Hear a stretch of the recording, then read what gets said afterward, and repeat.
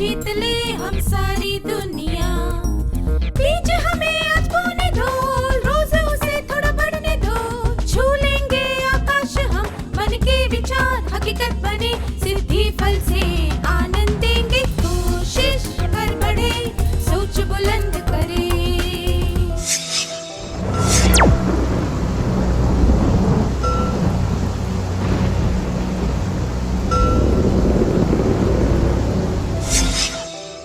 नमस्ते छात्रों, आप सबको यहाँ देखकर खुशी हुई।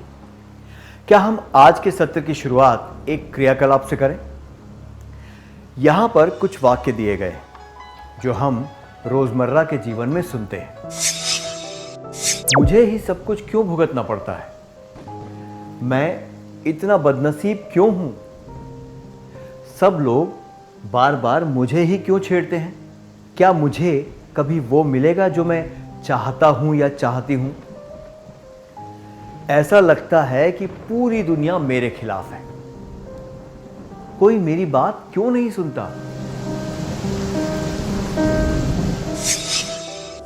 अब क्या आप पहचान सकते हैं कि इन वाक्यों में कौन सी भावना है?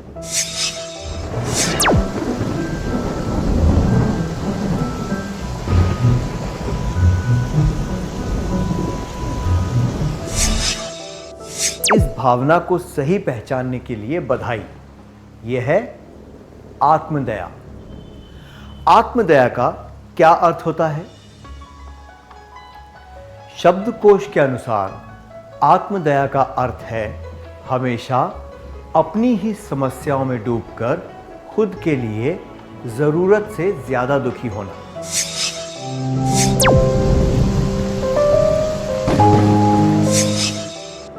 मनोवैज्ञानिकों के अनुसार आत्मदया एक व्यक्ति की मनोदशा है जिसमें उसे परिस्थितियां प्रतिकूल प्रतीत होती हैं।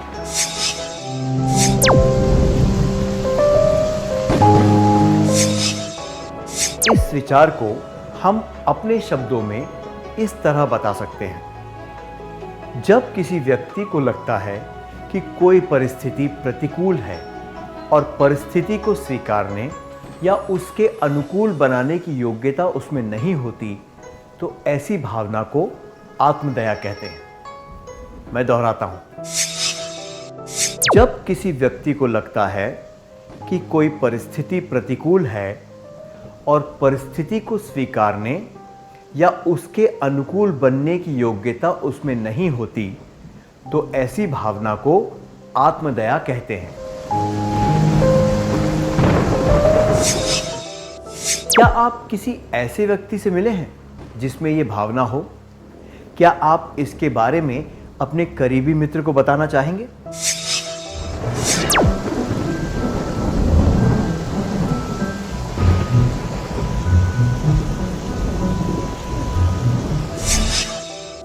एक दूसरे को अपने अनुभवों के बारे में बताने के लिए धन्यवाद।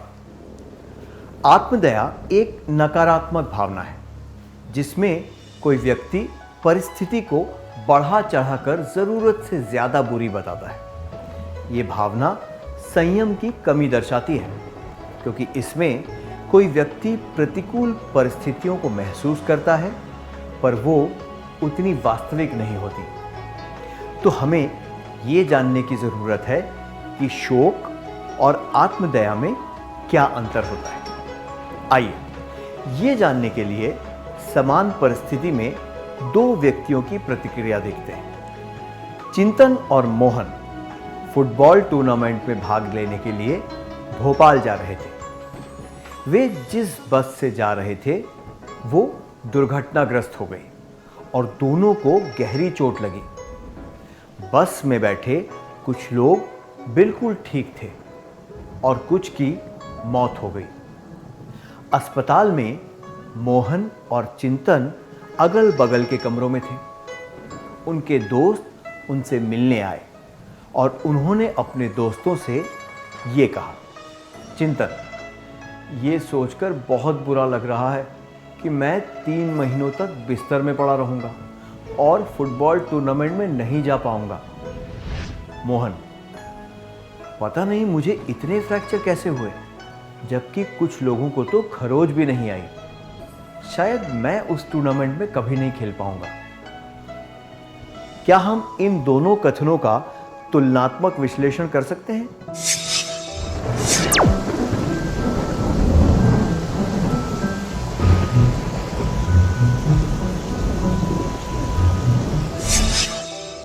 धन्यवाद। दुर्भाग्यवश चिंतन और मोहन दोनों को गहरी चोट लगी और वो टूर्नामेंट में भाग नहीं ले पाए। समान परिस्थिति में हमने देखा कि उन दोनों ने उस दुखद घटना को अलग अलग तरह से महसूस किया। चिंतन ने उस कठोर वास्तविकता का सामना किया और अपने दुख को शालीनता से व्यक्त किया, जबकि मोहन ने नकारात्मक भावना से थोड़ी सी ईर्ष्या जताते हुए अपनी बात कही। उसका रवैया सही नहीं है। दुर्घटना के बारे में सोचते समय उसे सकारात्मक सोच रखनी चाहिए और जल्द से जल्द उससे उभरने की कोशिश करनी चाहिए। शोक के दरिया में आत्मदया एक भंवर की तरह होती है। साहस के साथ तैरकर उसे पार करना पड़ता है ताकि उस विनाशकारक भंवर में न फंसे। मैं दोहराता हूं, शोक के दरिया में आत्मदया एक भंवर की तरह होती है। साहस के साथ तैरकर उसे पार करना पड़ता है ताकि उस विनाशकारक भंवर में ना फंसें।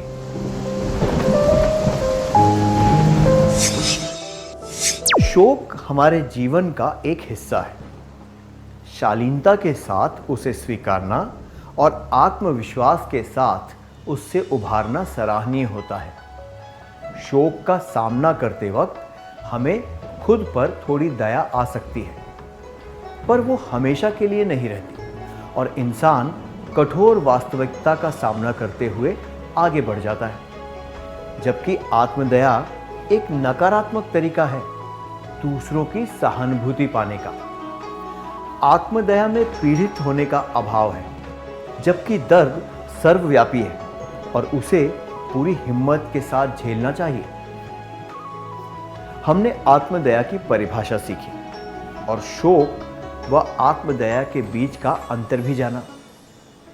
क्या अब हम देखें कि लोग आत्मदया में क्यों डूब जाते हैं? सबसे पहले प्रताप पर ध्यान देते हैं। प्रताप ने काम खत्म करने के बाद अपनी लैब नोटबुक मेज पर रख दी और थोड़ी ताज़ी हवा लेने के लिए बाहर चला गया। उसका भतीजा वहीं कमरे में खेल रहा था और उसने वो नोटबुक व उसमें बने चित्र देखे। उसे वे चित्र अनोखे लगे और वो उसमें लकीरें और कुछ चित्र बनाने लग गया। प्रताप जब कमरे में आया तो ये देखकर दंग रह गया। वो इस बात से बहुत परेशान था और पूरे दिन अपनी भाभी से इस बारे में बात करता रहा। क्या 3 विद्यार्थी इसका अभिनय करके दिखा सकते हैं?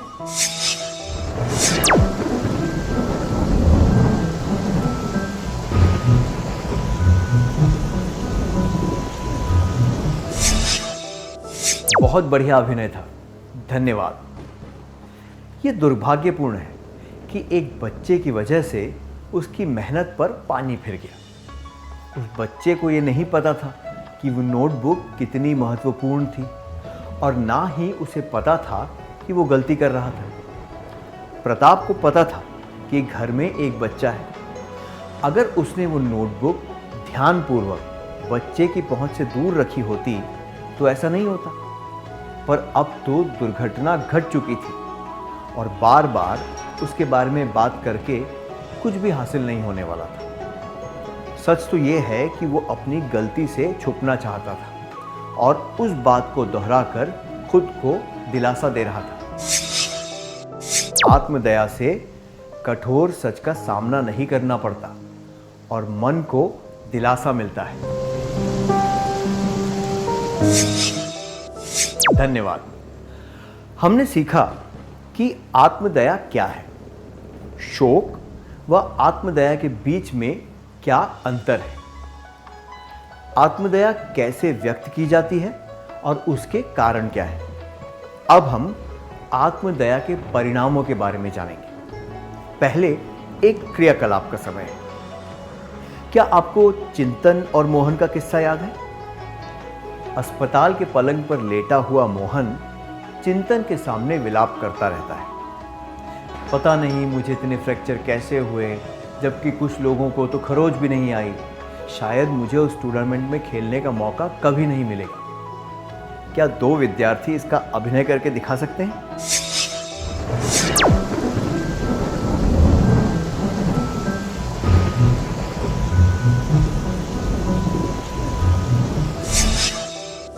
बहुत अच्छा प्रयास था। इस तरह विलाप करने के क्या परिणाम होते हैं? आइए अब आत्मदया के परिणामों पर नजर डालते हैं। व्यावहारिक तौर पर देखें तो ये समय और प्रयास की बर्बादी है। इससे शारीरिक और मानसिक शक्ति की बर्बादी होती है। जब हमें पता है कि किसी चीज को बदला नहीं जा सकता, तो उसके बारे में सोचने से बेहतर ये नहीं होगा कि हम आगे की सोचें। इससे कड़वाहट और निराशा बढ़ती है। कभी कभी इससे दूसरों को कष्ट पहुंचता है और उन्हें गुस्सा भी आता है।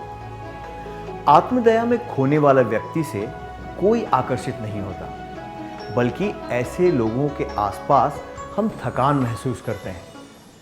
जो लोग उनकी मदद करना चाहते हैं, वे भी मायूस हो जाते हैं।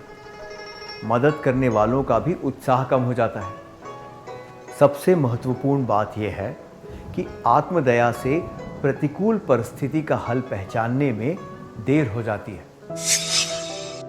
आत्मदया के परिणाम: समय, प्रयास और शक्ति की बर्बादी, कड़वाहट, निराशा, कायरता, रिश्ते बिगड़ जाते हैं। क्या अब हम इस सत्र का सार संक्षेप कर लें? कृपया एक एक करके सत्र की मुख्य बातें बताइए।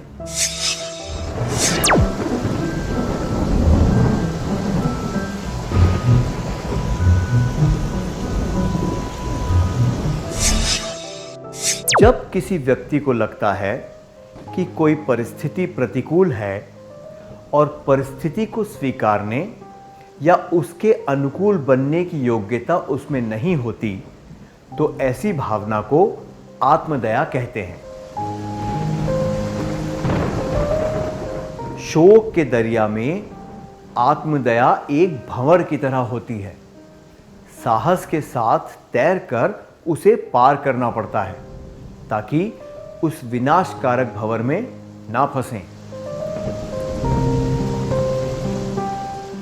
आत्मदया से कठोर सच का सामना नहीं करना पड़ता और मन को दिलासा मिलता है। आत्मदया के परिणाम: समय, प्रयास और शक्ति की बर्बादी, कड़वाहट, निराशा, कायरता, रिश्ते बिगड़ जाते हैं। इतनी अच्छी तरह सार संक्षेप करने के लिए धन्यवाद।